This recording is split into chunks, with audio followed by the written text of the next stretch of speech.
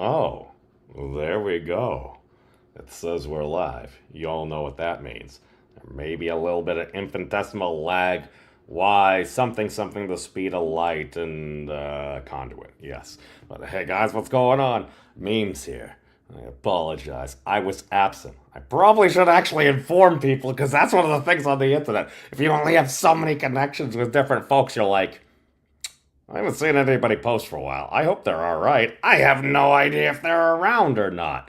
But I didn't do the prerequisite thumbnail, clickbait this. Okay, to be fair, it does say back in action.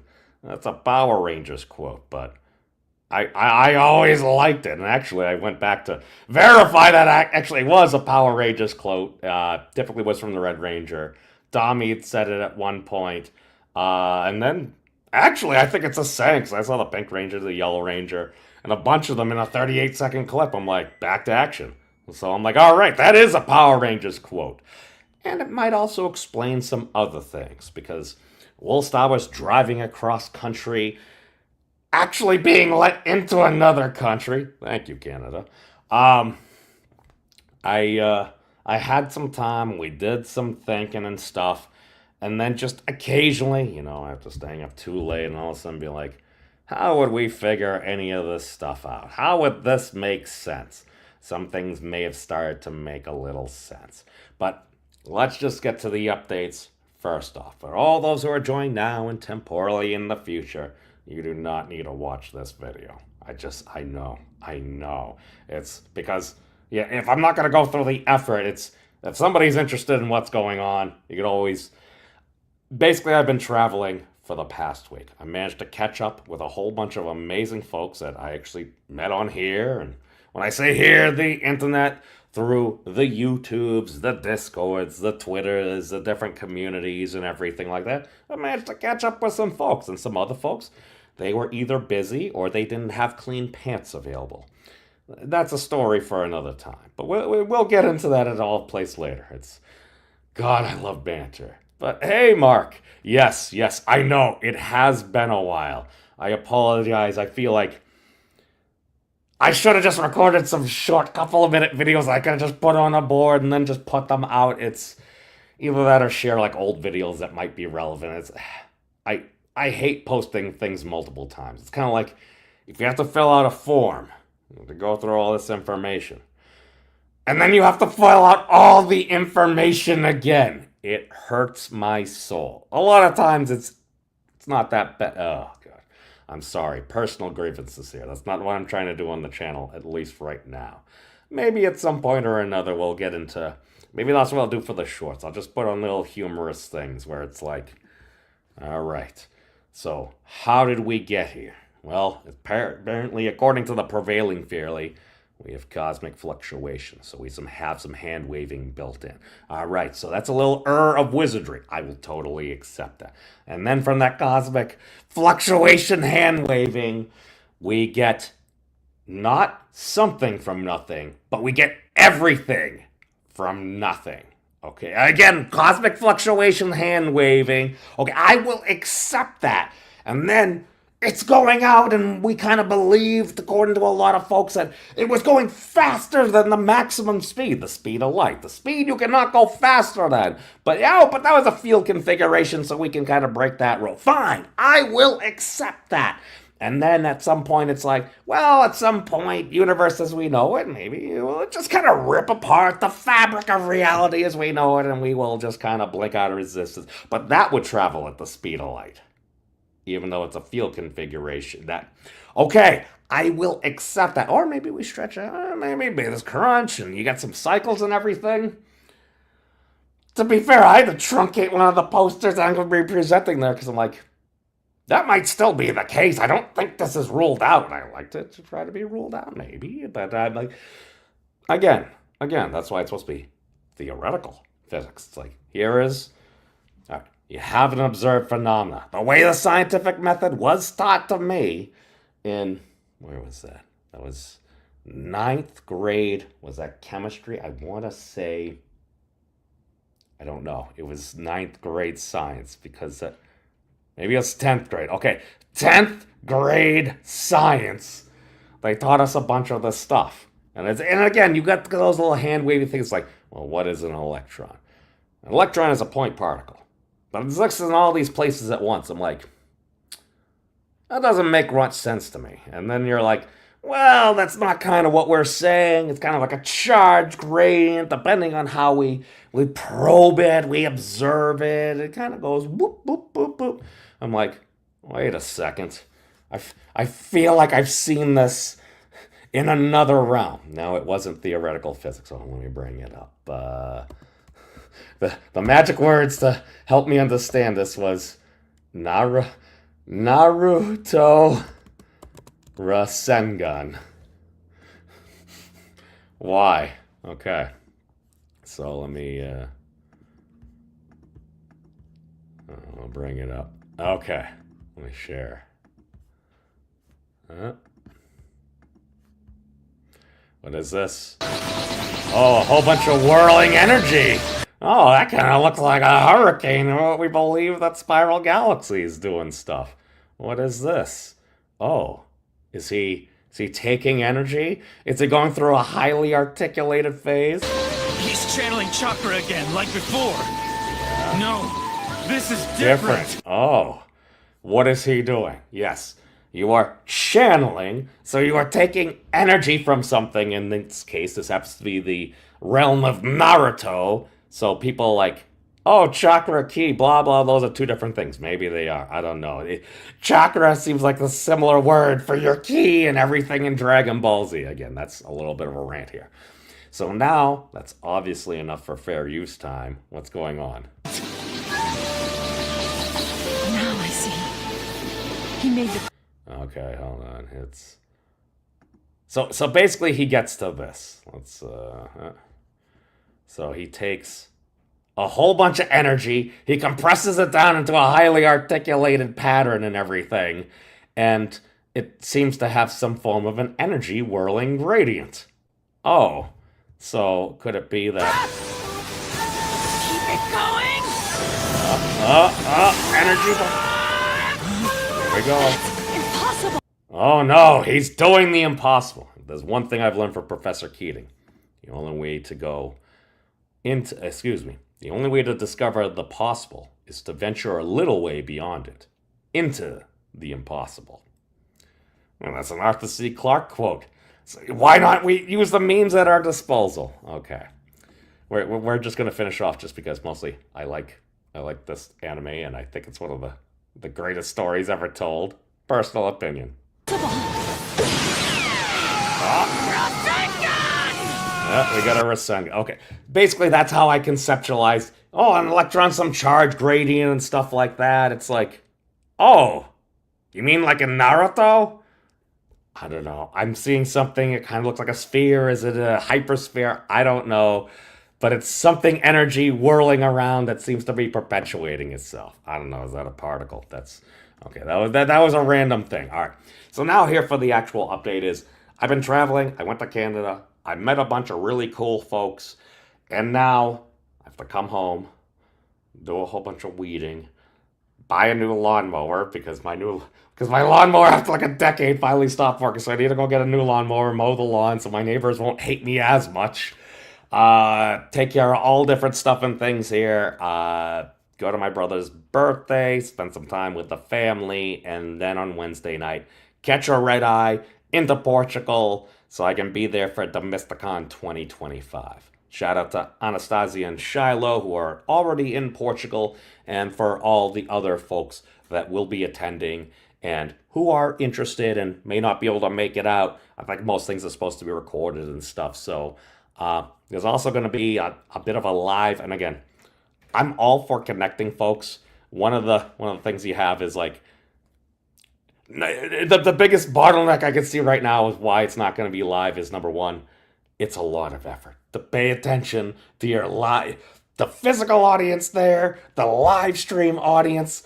Basically, when you have like two hosts, that's kind of tough. And also, it's kind of an older European area, so might not have massive amounts of bandwidth to do that as well. But there'll be plenty of recordings and stuff going up. If anybody has pertinent questions, let different folks know. Just ask a question, especially if you have to be polite or you happen to be polite. That's one of the things I've noticed. It's a lot of times you go around the internet, you'll hear harsh words. Now, for me personally, I don't like mean words. They hurt my fifis. But if you can survive initial mean words and ask some questions and you don't let the occasional frequency of a-holes bother you as much, you can get pretty far. I mean, my claim is don't underestimate the power of not being a dick and how far you can get in regards to interactions with other people. I can't please everyone. That's just a statistical thing. That bothered me for a long time. Like, when I first got into sales, I'm like, oh, I can be a kind of a nice guy. Why would somebody hate me? Statistically, I'm like, 99.9% of people I might be able to get along with decently well. There's always that 0.1%, no matter what I do, they will hate me. And that blew my mind, and I could not accept that for a while. And then I kind of, I don't know, maybe learned a little bit more about statistics, and it's like, well, you can never model the extraordinary. That's why we call them outliers in our little plots and stuff. So, okay. I should probably talk about some science. I mean, that would be... Oh, sorry. I apologize. The ADD is running through me. But, okay, so basically there's not going to be a huge amount of content. I'm probably going to record a bunch of things like I should, just have a little bit shorter things about some of these ideas and everything. And any questions, just kind of ask away. Let me know what you have. And now again, I probably don't have an answer, but if it's something that happens to resonate, where it's like, okay, maybe I watched a video, maybe I heard about this on a lecture or something, it's like, let me direct you to something that might be useful, because that happens to me all the time. It's like, I might be talking with somebody, I mentioned something like, have you seen this? Sometimes I have. Other times, it's like, I didn't even know that was a thing. How could I know it's a thing if somebody doesn't let you know? To be fair, that's probably one of the best parts about a lot of these large language models and AI agents or whatever you want to call them. If they've read the entire internet, they might cite something like, I've never heard about that before. Let me do a cursory search. Is there something on Wikipedia and everything? And again, take that for what it is. Feel free to trust, but verify. Go to additional sources. Sometimes the links are broken. Sometimes you're like, maybe this isn't the greatest article, but at least, in my opinion, often for math and a number of science things, it tends to be pretty good. Now, the science is not necessarily always settled, because the science is supposed to be the quest to be less wrong. That's the thing. We're supposed to be getting closer to truth. Hope Robert Lawrence Kuhn is doing all right. That's a little pun, because that's his YouTube channel, and he talks about a whole bunch of questions, and he gets into a lot of the philosophy and everything, and I love philosophy, because I'm like, I can maybe think about things, I can say some words, and I always got scared away from, like, physics, because it's like, oh, you gotta start doing math, but then you realize, well, you got Wolfram Alpha that can do a lot of the math for you, and there are easier ways. Now, that said, I'm also still in the position where, after Demisticon, when I get back, I'm now going to be attending the Wolfram Summer School. 3 years! It took me 3 years to at least get a minimal enough stuff that I could at least do some problems to submit it and actually be accepted. That's cool, but okay. I'm going to the Wolfram Summer School on the physics program track. I am not a programmer, nor have I ever finished an entire full physics class. I took physics in high school, and then I withdrew from that high school because of, we'll go with political disagreements and the chaos that caused. And then I was taking modern physics in college my senior year, because I'm like, this seems like a cool elective. I'm like, it was when you still had those old phone systems or the early online systems, and it's like, all those prerequisites we're supposed to look for, all the things didn't always catch you, so it's like, I'm some business major taking, like, modern physics for, like, a week and a half. It's like, You're supposed to take physics 1 through 3, all the labs, thermodynamics, electromagnetism, and stuff. And then you're supposed to get to modern physics. And I'm like, oop, I was able to do some of the homework because math, as confusing as it was, as much as I got lost after halfway through the 6th grade when they were teaching us how to cross multiply fractions, and my teacher's like, you don't need to know this now, but it'll be useful later. So I doodled in my notebook. And then 7th grade came around, it's like, now you know how to cross multiply fractions. Here are some letters. You got some variables. Here's the quadratic equation. It's like, I literally just, my opinion, I think the system just kind of moved me on. And I think some of the teachers were like, you seem all right. Here's a little head pat. Move on. Get like a B, A minus, whatever. And it's like, until I got to an upper level finance class and I was studying business, and I got like a C on my first test, and I'm like, maybe I should attempt to apply myself. What do I mean by apply myself? I read the chapter before the class. I did the problems. I went to class. I listened to notes in class, and then I would read the thing again and make sure I could go through the homework. It got to the point where it was like, when it was a reason to use calculus, it started to make sense. It got to the point where it's like, all right, I spent times and like those little note cards. It's like, you can have a note card this big. I literally took with a mechanical pencil using the edge, wrote down pretty much every single example I needed. And then I found when I actually took the exam, I don't think I really even needed the note card because I drilled it into my mind so much that I'm like, okay, this kind of makes sense. It's like, all right, I think this is what it is. Just verify. I have a little example. All right, you go through it. And then when on modern physics, it was like, all right, can you calculate the mass and energy of a particle going 0.999999, whatever, times the speed of light? It's like, all right. Again, same thing. As soon as you have an interest in something, now it's like, oh, well, if I adjust this in a particular equation or formulation, this is going to like jump up because it's an exponential thing. It's like, it's kind of like Neo in like The Matrix. Like, I know Kung Fu. It's like, oh, I know calculus. Not that I know calculus, but it's like, it went from like some obscure thing to, oh, there's a reason for doing this. Now I can kind of just see how it works. It's infinity. Oh, it's, well, Mark, here's the thing. How does one define infinity? Because it's like, to be fair, it's, if you have a circle, or maybe like a coffee mug, if you just took the top of this, that's a circle. If you just walk around it like an ant or a 2D creature, technically a one-dimensional creature in that case. Yes, one, because we're doing the outer rim, so it's only a circle. It's not a disc. Disc would be in 2 dimensions. See, I'm slowly learning. I think. I'm sure some math folks will disagree with me. That's okay. Welcome, Poindexter. Good to see you, my friend. I'm not Jesus. No. What was the disagreement? Which disagreement? I don't know. Here's the thing. Again, it's the internet. You're free to disagree. I mean, I don't know. That kind of looks like a character from Invader Zim behind me and stuff. Why? I was away. Let's have some Invader Zim fans here. You got a whiteboard and stuff. You draw something kind of cool. I don't know. What do I care?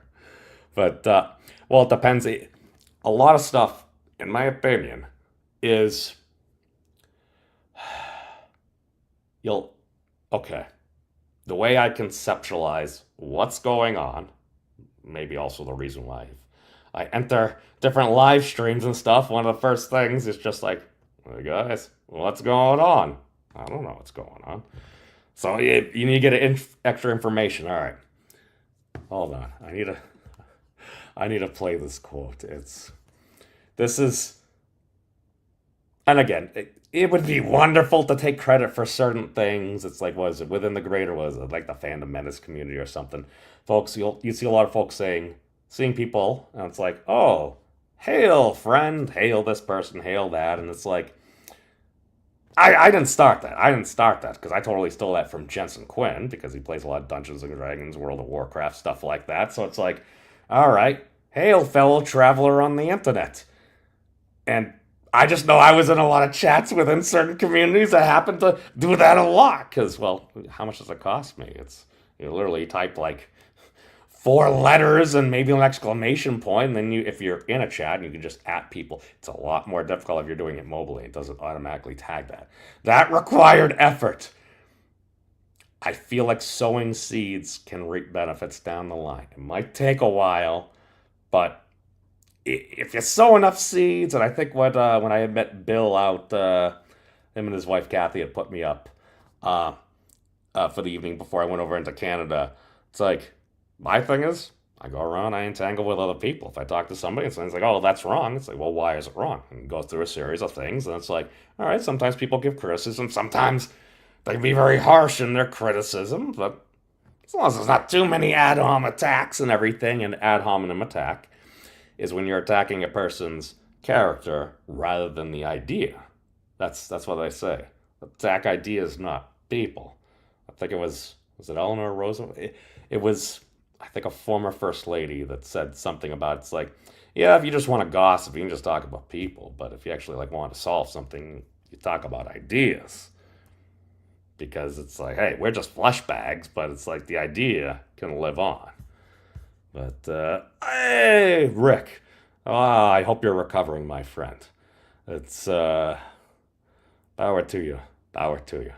It's, with the, oh, my board screams Pokemon with the attack of sound.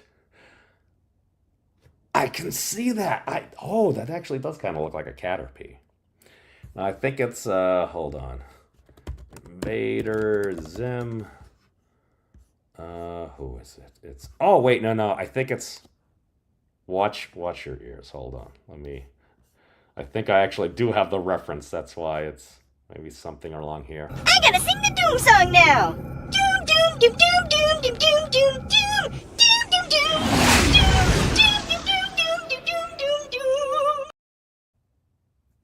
I think that's who it is, but then again, it could just be a Caterpie. I don't know. I haven't played Pokemon in a long time. But, let's see. Yes. My official training and knowledge of things, very subpar. Very subpar. I was open. I was honest about that. And still I'm going to go with, given the climate within the big G aspect, not Godzilla, but big government aspect, and different policies right now, I think that probably kept a lot of really qualified people from potentially going, and hence why, I don't know, the D team got accepted. I don't know. But, I mean, it also probably doesn't hurt. It's like, if you're familiar with some folks, it's like I've been on streams with some folks and you at least know them. It's like, as long as you at least have like a rudimentary chemistry where it's like, it's not like two cats that have never met each other and they're going to, because that happens. That literally happens. And, it's, management can be a thankless job. I understand a lot of times, oh, you're the manager, and in some aspects that could be good, but when you have to deal with people and you want to deal with people well and appropriately, people will always argue about that. That's the thing. That's why I got out of it, like, let me try to figure out humans. Because why can't we all get along? And then you realize there's all these different reasons, and then people are discounting on certain magnitudes, and it's like, well, no, that's not really a precision thing. Why? We're saying these things. It's getting traction, because if you paint with a broad brush and you get an argument, you can really get somebody's ire going. It's, well, people pay attention, because, well, rule 14 of the internet. Everyone loves a good dumpster fire, because, I put the fires out. You made them worse. Worse or better? It's really a matter of perspective, really. That's the thing. It's when you see folks go, it's going to be interesting when we start using some of these large language models, because they can read a whole bunch of stuff and they can actually start to interpret pictures where it's like, take a look at this YouTube channel here. Try to be as objective as you can, but infer different inferences and stuff and things that happen on the internet, would you say this channel is fair and balanced? Or might it have a particular leaning one way or another? Personally, I think we solve a lot of problems on the internet by monetizing news, monetizing opinion, making sure they're properly labeled. That one thing, oh my God, we do like they did in newspapers. Because news, in and of itself, it's dry. It's boring. It still exists, apparently, at least up in Canada. Was it the Canadian Broadcast Radio, their version of NPR? And having a pretty progressive person like Kali tell me, it's like, yeah, baby, yeah, NPR is basically just, it's a lefty organization. I'm like, yeah, no, I mean, it tends to have some progressive views and stuff, but I'm like, I mean, it's not that bad compared, because my reference point is like cable news and the internet. It's like, where it's blatantly obvious to some folks, in my opinion. And again, that's the thing. Just label your opinion your opinion. That's one of the reasons why I got out of the whole thing, because, and again, I'm sure I've told this story before, but when it was to the point where Tim Pool was on the Joe Rogan Experience, engaging in journalism, pointing out a Newsweek article about Jack Dorsey that was an opinion. And Joe Rogan's response was, well, that's an opinion. Tim Pool, to his credit at the time, was like, does it say it? No. Nowhere on that article did Newsweek, which I grew up in the 8th grade being told Newsweek is a credible source that you can list for different things. I'm like, cool. Newsweek had an opinion piece not labeled opinion. That seems like an issue. Fast forward like a year or so later, pandemic hits and everything, and then Tim Pool, again, to his credit, was going to go around and interview folks in his van. Had I had the prerequisite skateboarding skills, I would have applied to be his assistant, because I thought that was actual real journalism. Plague hit, people have to stay in, and they realize, oh, wait a second, we can just live stream and make a whole bunch more money. Oh no, being an anchor with an interactive audience, imagine that. So they did that. I was an early watcher, and at one point I simply spent $5 and asked Tim Pool a very simple question. Are you willing to lead the charge on YouTube by labeling your opinion pieces opinion? His response was, well, people know it's my opinion. Do they? Now again, that's a bit of a... My thing is, listen, you're entitled to your opinion. I mean, we all have opinions. The opinion doesn't necessarily mean that it is truth, but you kind of see what I'm saying. It's like, wait a second. I'm pretty sure I've heard the words out of one's mouth before be like, rules for thee, but not for me. And that's why I'm here in science now. Just because I'm like, the solution to this seems obvious to me. I'm like, well, people are writing all these checks with their mouth. Well, can their butt cash them? That's why, in my opinion, you just legalize dueling. Yeah, just legalize. Yes.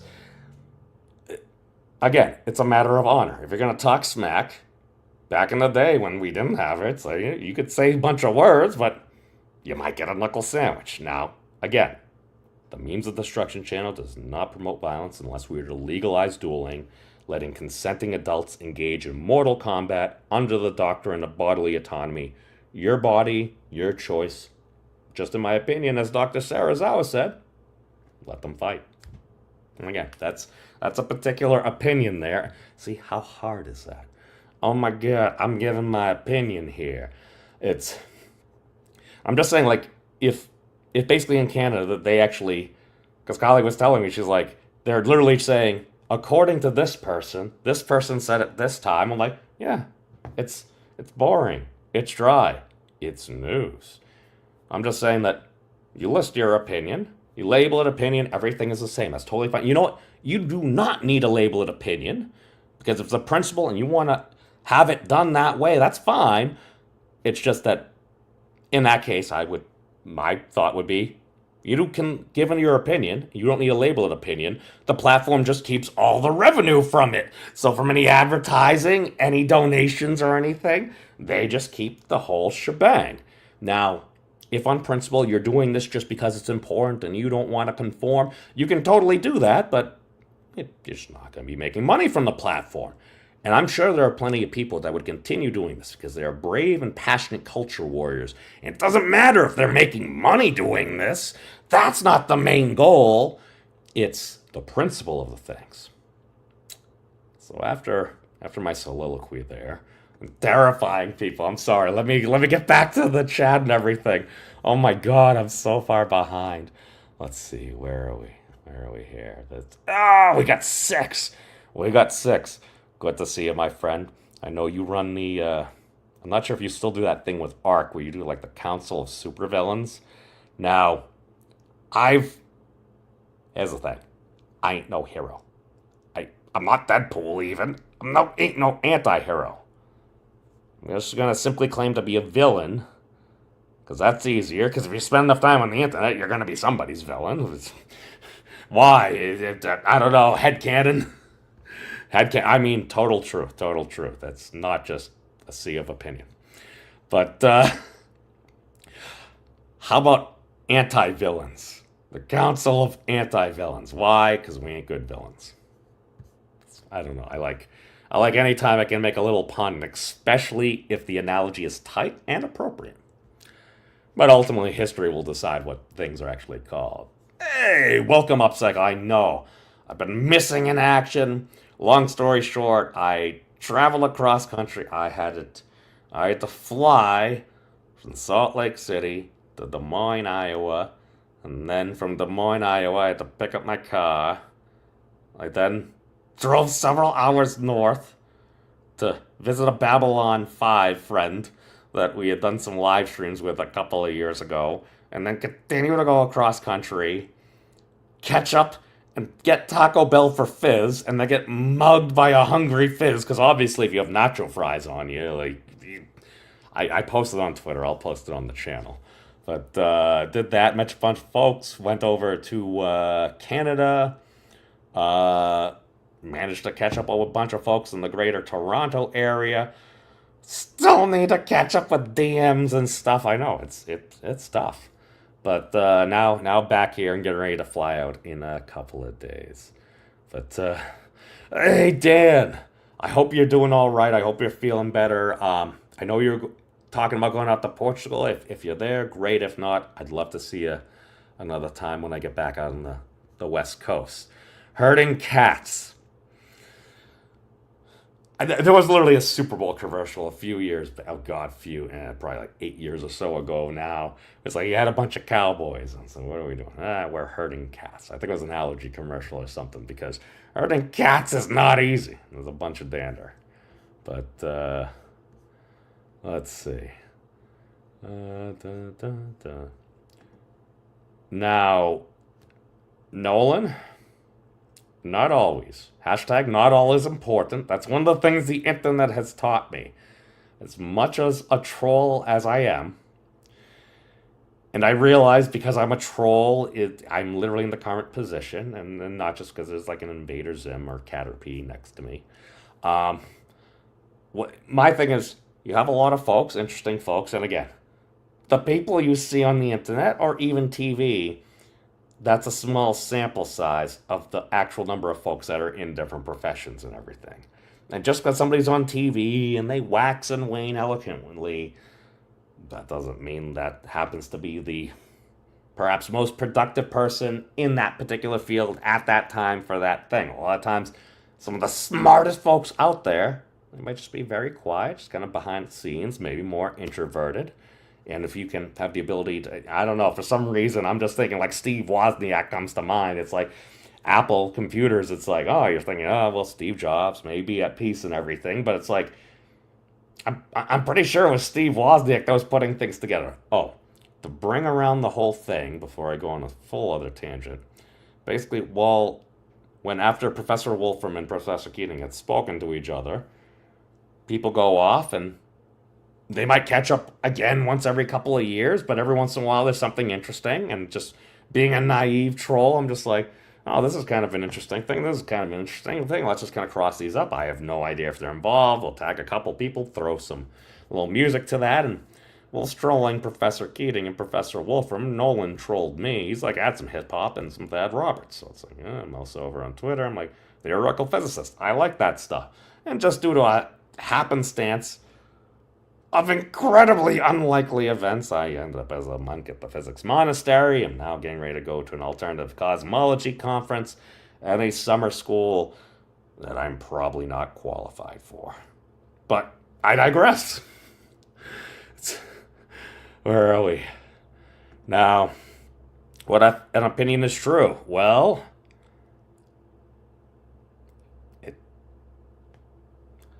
I think then that becomes kind of a fundamental thing, or at least if an opinion is true, doesn't that make it a fact? Oh God.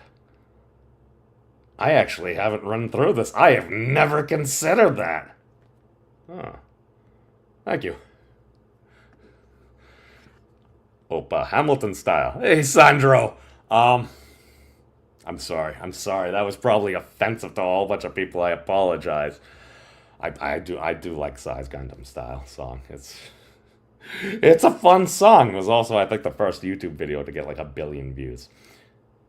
Is that something that they're going to teach at some point? So, like, if humanity's still around and, I don't know, 100,000 years, like, you would talk about books and stuff, and I think, what is it? I think the best-selling book of all time is the Bible or something like that. Now, that could be for a number of reasons. A lot of time, you always see them in different hotel rooms, and even when I would travel before, which wasn't that much, yeah, it was basically always a Bible there, but they're talking about, like, the best-selling works of all time. I'm like, are you going to start having that rating for YouTube videos? Like, is it going to be, and then in 2010, a young K-pop star bust on the scene and then shot views on YouTube to over 1 billion, which is over 9,000.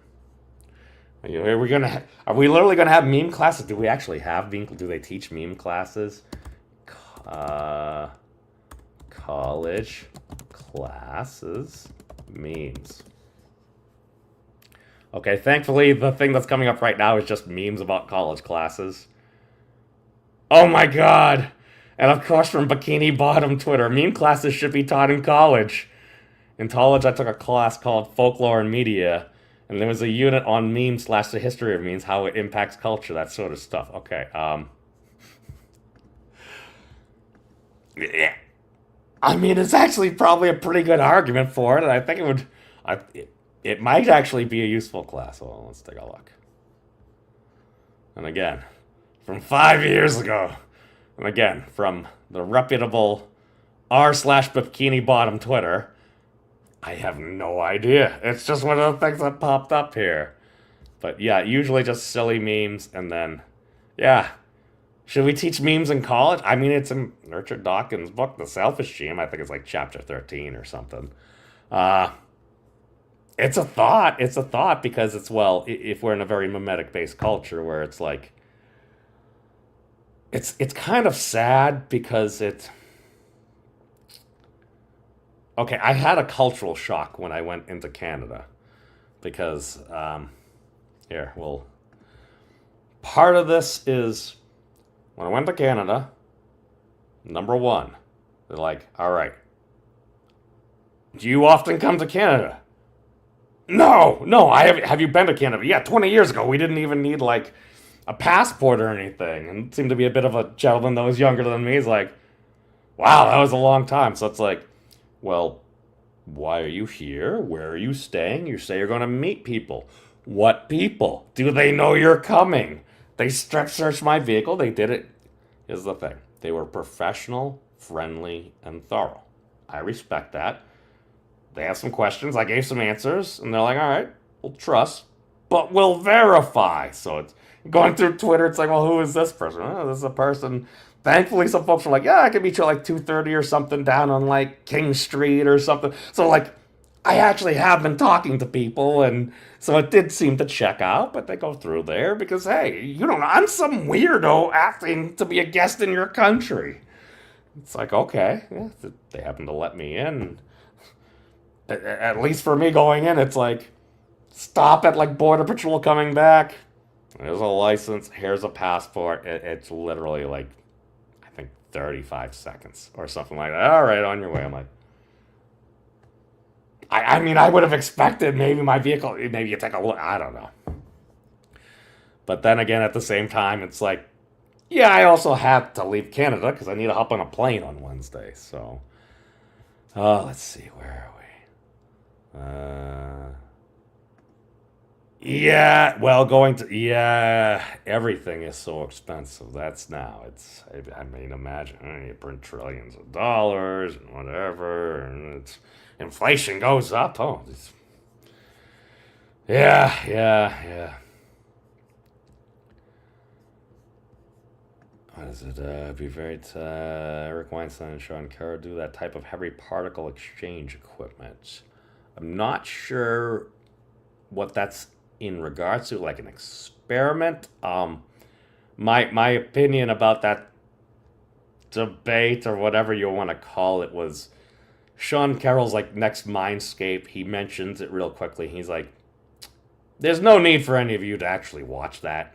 I tend to be of the same mind. If you just want to watch a dumpster fire, by all means, I ain't your dad.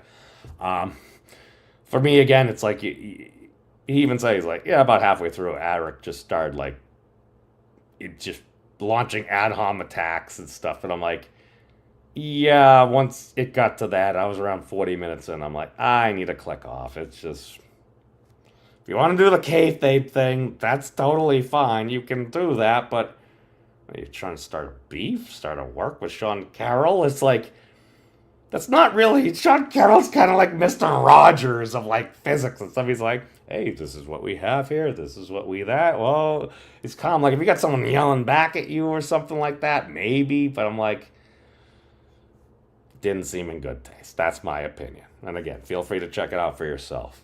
But, oh, cool. All right. Yes, me too. I'm flying out Wednesday because...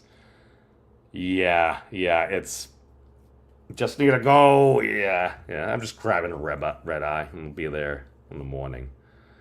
Is this a Canadian sunburn? I don't know. Is it on the other side or something? I don't know. I would probably attribute most of it to Utah, just kind of sitting out back as the sun goes up and down. I'm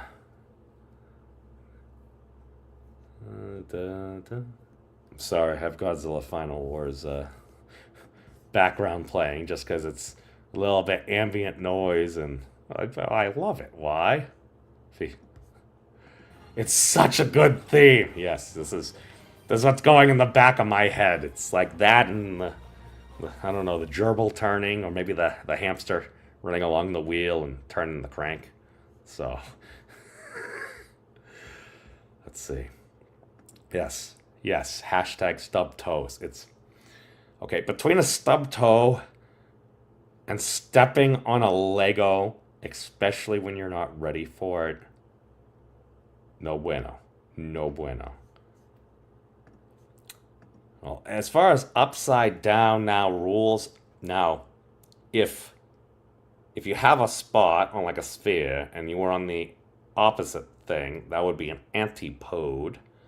But then it's upside down now. Well, I mean, inversing things seems to be useful. I mean, Rick's kind of emphasized that. That's kind of emphasized that. John G. Williamson's emphasized that. It's, may be at peace, but it's like, those are interesting things. Like, I mean, heck, I also enjoy John G. Williamson, may be at peace, but he, in such one of the most polite ways possible, called out when I was spewing hot garbage.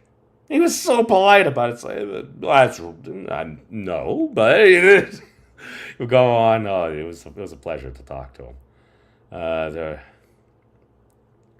Oh God, Jack, is that going to be what it is? It's like pre-GTP. I know some like professors and different academics were joking about that. Yes, the pre-GPT era, where people actually wrote words. They might not have been the words from the submitter, but people wrote words. That's the thing. I mean, it's just like, listen, if you're gonna use it as a tool, use it as a tool. It's gonna do what it's gonna do. But hey, Kali, no, it was great seeing you, and you got me thinking about some different things. Maybe we'll do a small bit of speculation here because here let's get Professor Wolfram to give us a clear. So we're obviously giving our opinion, or at least satirical enough that we could get laughed out of court. Hopefully, in the good Although way. this is going to be weird, and it's going to be about a different. Title of the conference was something like Ground Truth or Turtles All the Way Down. And so it seems as though there's one rule ad. I don't think it rules them all. And it might be just hyper-rule turtles all the way down. Yes, it's on the back of an infinite number of hyperrural turtles.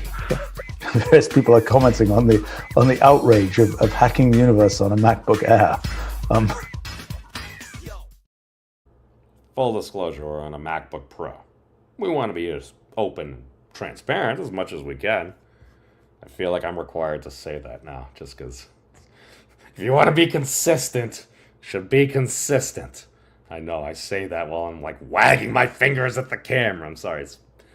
I don't know. I'm not Italian to my knowledge, but I like to do the thing. Let's see. Oh, Rick is pointing out we have an uncapode, which is the antipode of an antipode, an anti-antipode. Uncapode. It's, turtles all the way. Listen. I'm just saying, can we falsify turtles all the way down? Because it's, you might say, that's crazy. And then it's like, yeah. I don't see a turtle. But then again, what scale are we thinking? Because this was one of the things that you get from, if you at least watch the first Men in Black movie, which, do you need to watch any of the others? I don't know. But the first one was pretty good. IMO. The end there, it's like, yes, we got the galaxy, and you're looking in and kind of go through it. And then they zoom out from our own galaxy, and you're going through there, you're seeing all the space and everything, and it kind of goes to just like a big white room, and a couple of ginormous aliens or other entities are literally playing marbles with the galaxies or regions and stuff. And it's like, on a sufficiently redonkulous size scale in reference to us, I mean, would we even know? Maybe we're in the neutron or proton or electron or maybe a helium atom. That's just part of the great turtle shell. If you're going to deal with the container problem, it's like, oh yeah, don't ask what's outside, don't ask what's outside. I'm pretty sure every mathematician's gonna probably invoke, yeah, what's outside your box? No, the box is the only thing. Are you sure? Because you're inside the box. If you're not outside the box, how do you know? And again, maybe that's just hot garbage. That's just hot garbage. All I know is Casey's brought that up to me. It's just like, listen, it's the container problem. If it's called literally the problem, maybe it's a problem. Or maybe you would need to have an eloquent other way. And again, maybe we're just inside a black hole. I don't know. A lot of the math lines up that way and everything. And then you have the beautiful thing where it's like, oh, we can just do recursion. And maybe that would explain why things seem to be increasing at some points. You could probably explain a lot. Kind of don't want that to be the case. And then again, it might not matter either way. I try to have positive outlook on things, and even if we'll get into that later. Puts the original Apple ad into perspective. Now, was that one with basically like the Olympics gal and stuff, and she had like the hammer and she like destroys like or was that Windows?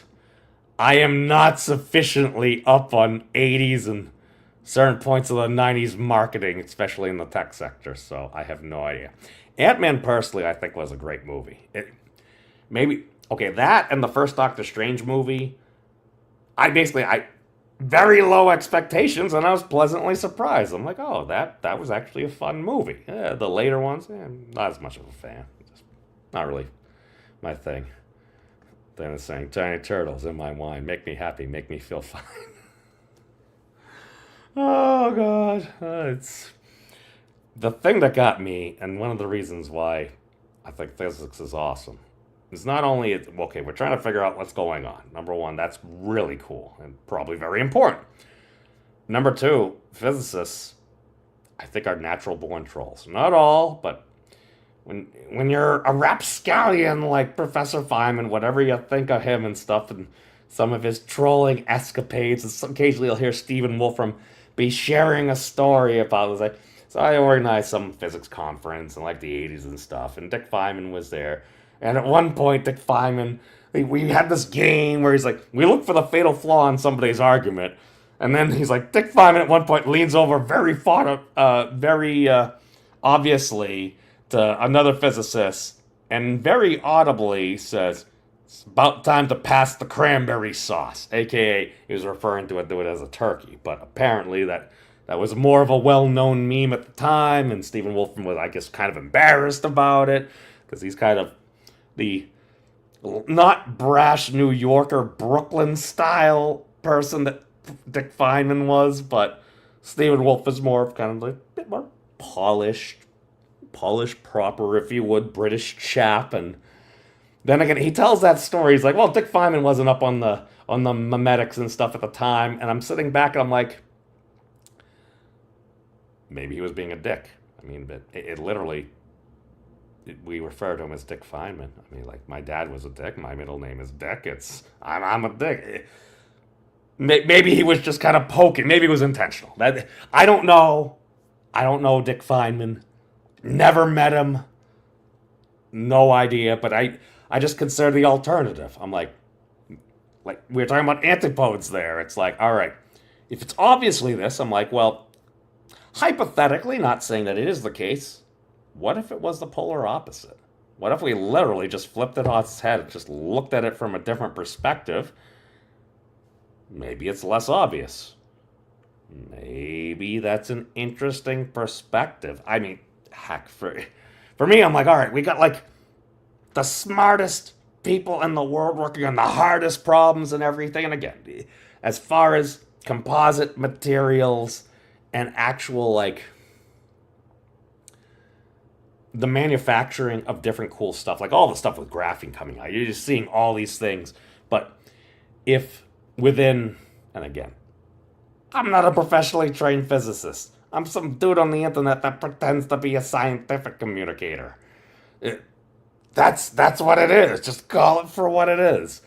Now, if some folks are saying that, well, we've got the smartest folks working on the hardest problems, but it seems to be such a hard problem that we don't, in some respects, and again, I'm caveating, because I try to be nice. It's also a lot harder to attack somebody at some point if the eye of Sauron and the internet is on you for your 15 minutes or whatever. It's a lot harder to attack somebody if they've said nice things about you. That's also a personal view. But basically, if you got a lot of smartest folks in the world working on the hardest problems, and we haven't seen as much forward movement, and again, Sean Carroll would say that's because we have made lots of advancements and stuff. So I just kind of view it as, well, the first time I heard a particular analogy, it's like, all right, you see a drunk dude, he's looking for his keys. He's wandering underneath the street light. And somebody comes over, it's like, oh, is everything all right? What are you doing? It's like, oh, I'm looking for my keys. It's like, did you drop them over here? It's like, no, but here's where the light is. It's like, okay. Now, again, you extend that analogy, what happens? Well, you're looking around in the dark. You're looking all around in the dark for different stuff that might be there. That's hard. You don't have another light, a telescope, or something you could try to probe or measure or something. That's extremely difficult because you can't see, so you just gotta feel around blindly. I don't know, is that... String theory seems to model things extremely well. We seem to have a spin tube particle, which is what many people were looking for a graviton and everything, but it's, we got, I don't know, maybe 10 to the 500 potential calabials we need to explore. It's like, sounds like we got to do a lot of feeling around. All right, cool. I personally, I don't think string theory has that many things that are really cool that line up without it having some connection to reality. I could be completely wrong. For me, I'm like, I have no idea how to search all this space. So, well, people have already looked here. I'm like, well, I don't really know much about physics, but I have gone out to pubs before and done bar hopping. And if there's one thing I know from going out and doing bar hopping, especially if it's at night and you only have some lampposts around, it's like, yes, you're going to have light from a lamppost. But depending upon the proximity of them, you're going to have light.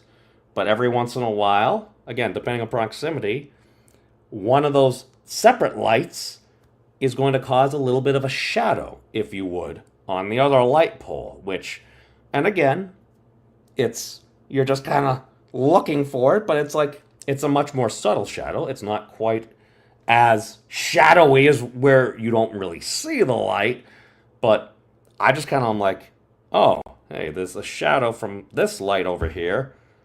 Oh, what's right at the foot of this?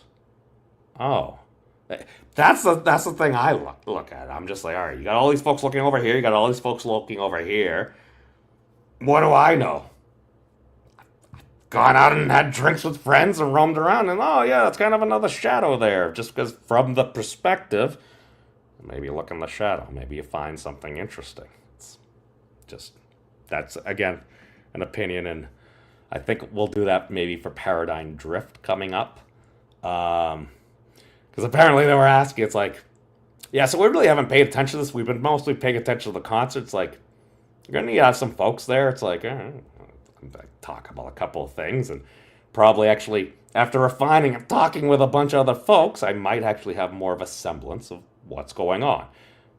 It also doesn't hurt to hurt when you have more recent experiments that seem to be within certain error bars that maybe support your claims. And again, we need additional experiments. We're going to need higher precision, yada, yada, before we can actually say, like, oh, this claim, maybe this is really, really there. Now, I'm willing to postulate, I'm talking about the whole, hold on, we'll do that. Basically the hierarchy problem within particle physics. It's like, why is the Higgs boson so much smaller than the Planck mass? It's like, well, maybe it's scaled by the root of action.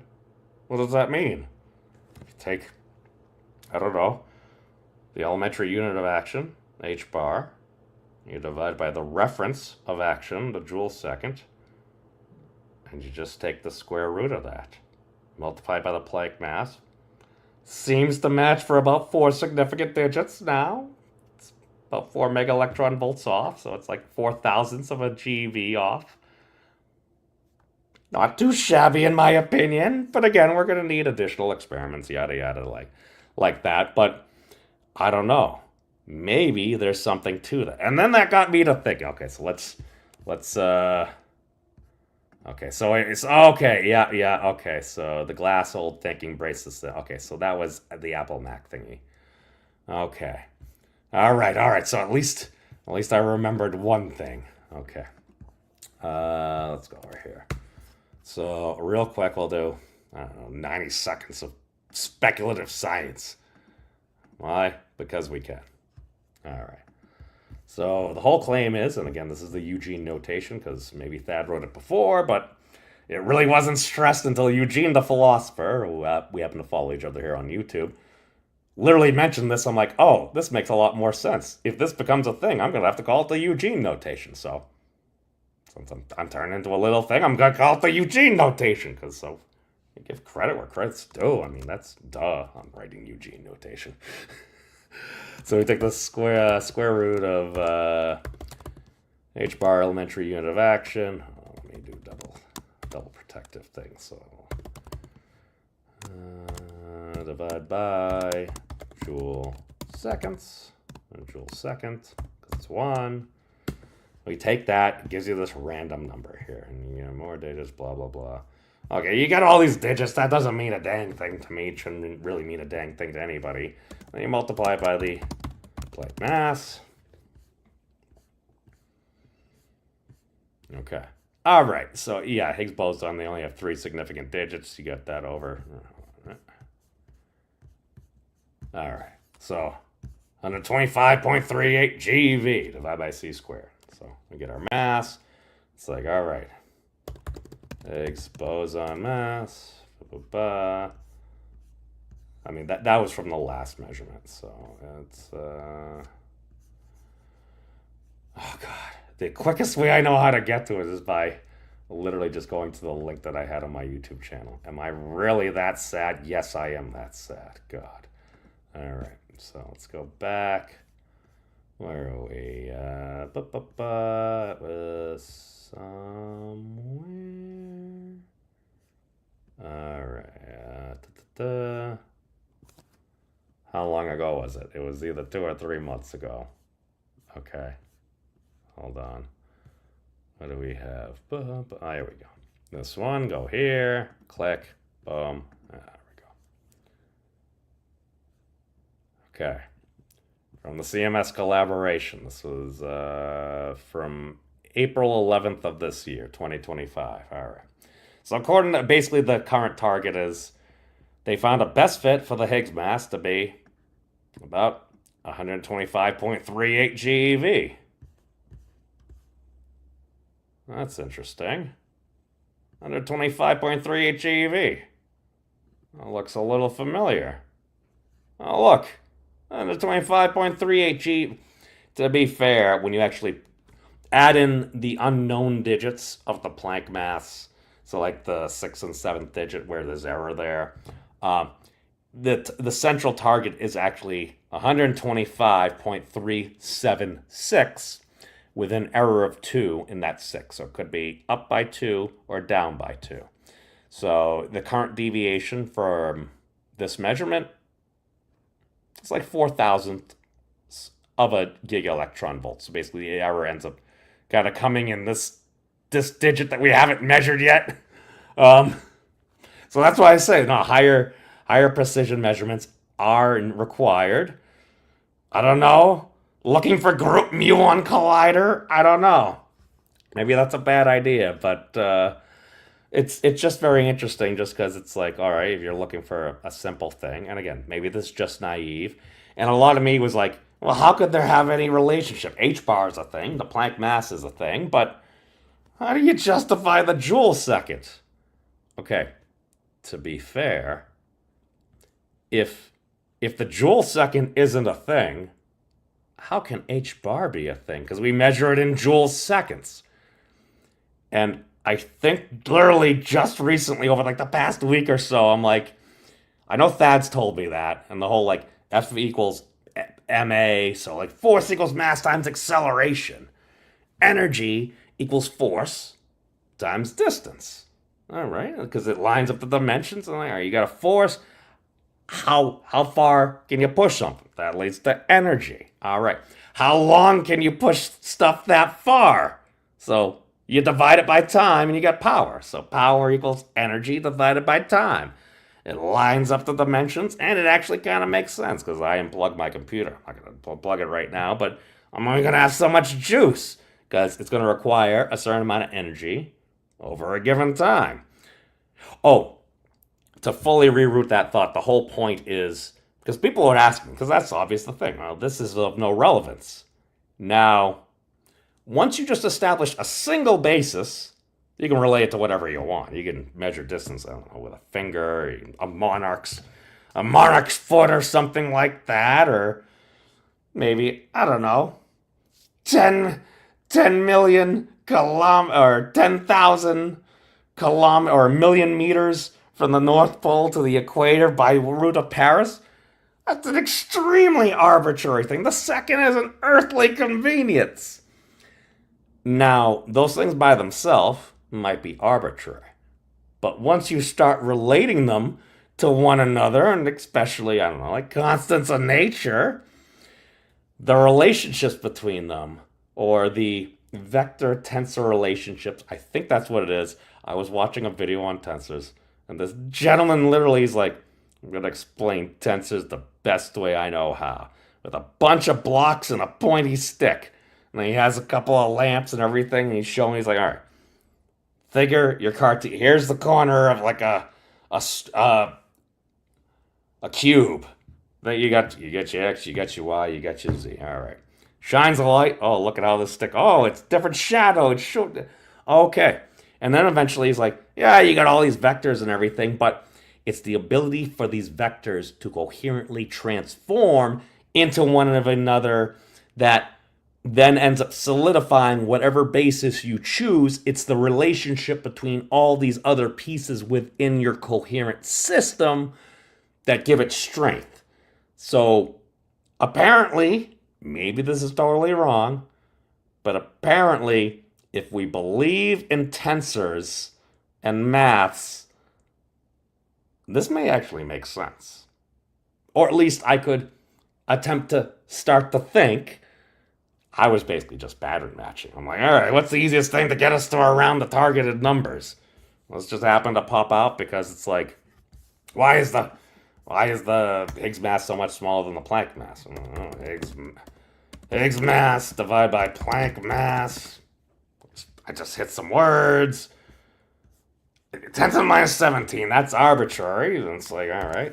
This is one thing I learned from Professor Carroll. It's like you look at a relationship between something. That doesn't make sense. Square it.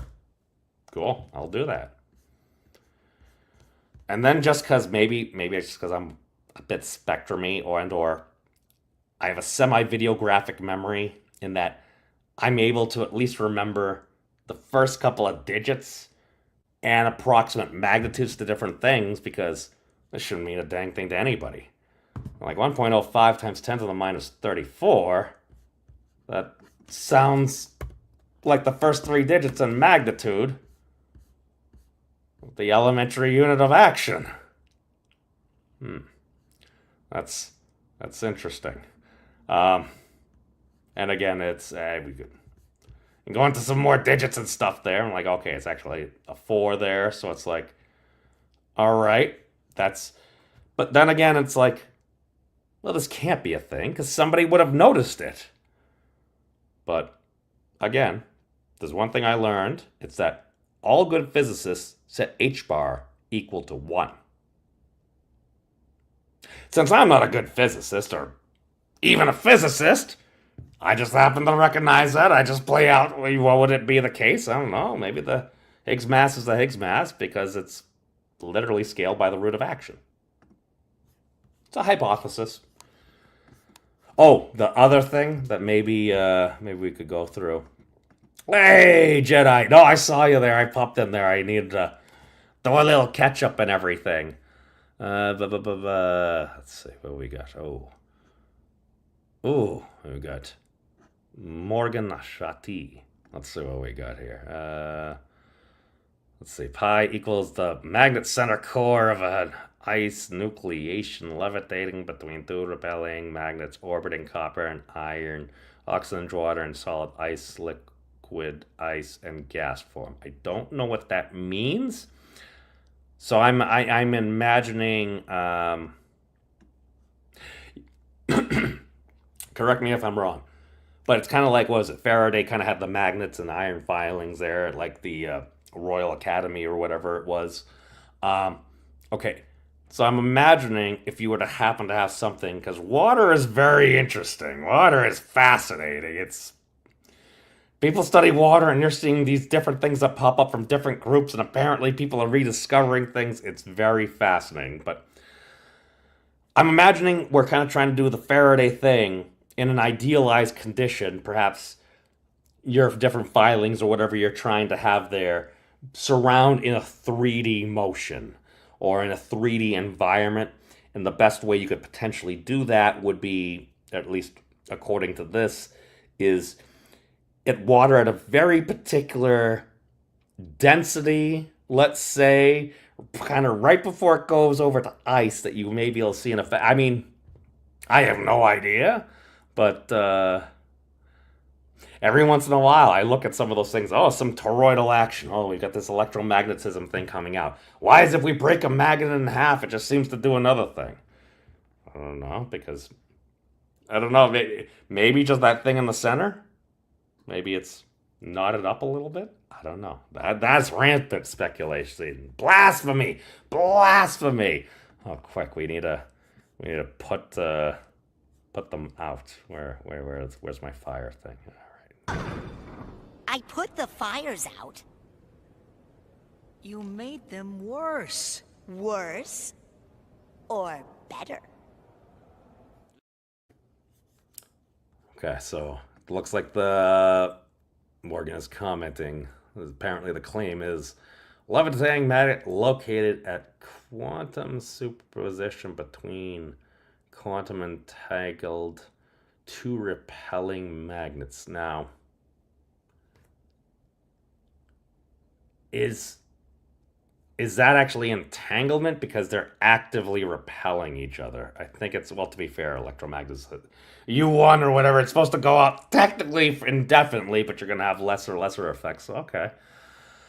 A levitating magnet located at... okay, so basically two repelling magnets and you're putting something in the center. What would happen? I don't know. Is that kind of like that geode thing where it's like whatever that dome is, where it's like, all right, if you put a perfect sphere at the top of this thing, eventually it's going to pick a direction there, and it's supposed, you model it using like Newtonian gravity, and it's supposed to be weird, but I'm like, I mean, is it really? Because you're going to have to pick it, it's going to go a direction. Maybe it stays a little bit, I don't know. But, filing steel, fine. Now, steel itself is... Oh.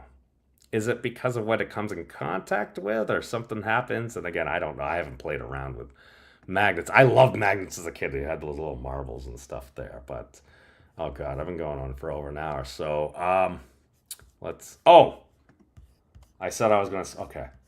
So I was thinking, I'm like, how the heck do I justify the square root of h bar? I'm like, well, Rick gave me radical powers. So I'm like, he had listed, like, why don't you think of these radicals? I'm like, well, that's a radical idea. But then again, is it really? Because it's like, taking the square root of something? How dare you? All right, how about this? How about just the minimum unit of time, the Planck time. Something that helps us get us the speed of light. Oh, look. It's a square root. It's a radical. Oh, look, it's a radical. Oh, look, two radicals. Oh, that's actually interesting. Oh, look, a radical. This actually seems to be a minimum of the radicalness. And then plankton. Oh, that's a big radical. All right. So I'm like, all right, what if square root of h bar? Because that seems to be the thing that's popping up there. How do I think about this? I'm like, well, isn't the Higgs supposed to be a field? That's just a particle. Well, how would you try to model something like that? It's like, to be fair, just my classical brain seems to function like, well, if we were to have a Higgs, how would you conceptualize everything surrounding that? I'm like, to be fair, the maximum number of circles you can put into a single circle is 7. That's break a scale symmetry in 2 dimensions. In 3 dimensions, coincidentally, you need 12 spheres that could be the same size, that could go around a single sphere. So that I got the noggin a-jogging a little bit there. So I'm like, which also, I don't know, it has 12 things. A dodecahedron. Oh, how fitting. So I'm like, all right, what happens if I do this? Okay, so that didn't work. I think, what was it? Was it this? Okay. So, all right, never mind. My explanation was hot garbage there. Okay, but ultimately I'm like, so this would basically be h bar to the 3rd power, so at least for 3 dimensions. And again, I'm not sure it holds there, but I'm just trying to figure out, I'm like, how could I justify this being connected to that? Let's do some exploring. I forget how I actually came to this, but ultimately, I'm like, all right, just raise the radical to the 6th power. Okay. You get this random number I've seen before. What is it? Oh, look, Planck phase space volume. Coincidentally, this exponent seems to be around the magnitude of at least what the the Wolfram Physics Project is colloquially talking about is EAMS and stuff. Maybe it's something different, but I'm like, I don't know. It's around their thing of the elementary length, so face volume.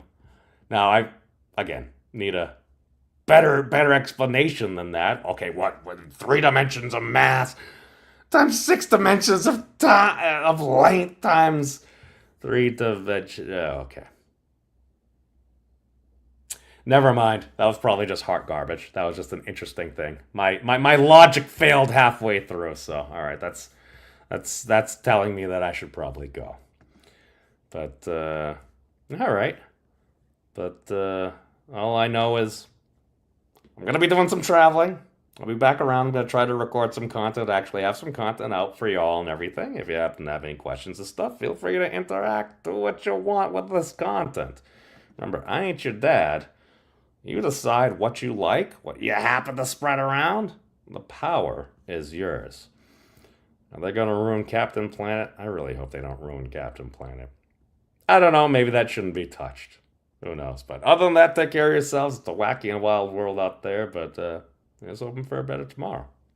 Peace out, everybody.